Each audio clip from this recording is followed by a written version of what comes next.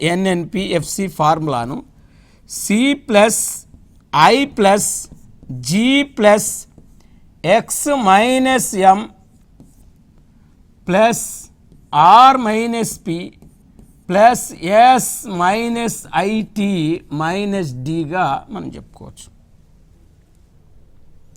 C plus I plus G plus X minus M plus R minus P plus S minus IT minus డిగా చెప్పొచ్చు.